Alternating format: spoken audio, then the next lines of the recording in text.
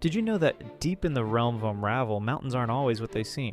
Some are actually sleeping giants called earthen titans, so massive that entire forests grow inside their living bodies. Picture this. Their blood flows like mighty rivers through caverns that were once veins. Their thoughts travel through underground tunnels that used to be nerves, and floating in huge air pockets are their ancient lungs, still breathing after thousands of years. But here's where it gets truly magical. Strange plants have made these titans their home. Heartroot trees wrap around the creature's pulse, keeping it steady and strong. Brain coral gardens feast on the titan's dreams and memories. Stomach flowers swim in acid pools, helping digest food while making healing potions. The most incredible part, these titans know the plants are there, and they love them for it.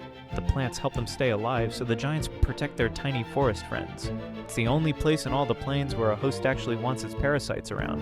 Nature finds a way, even inside a living mountain.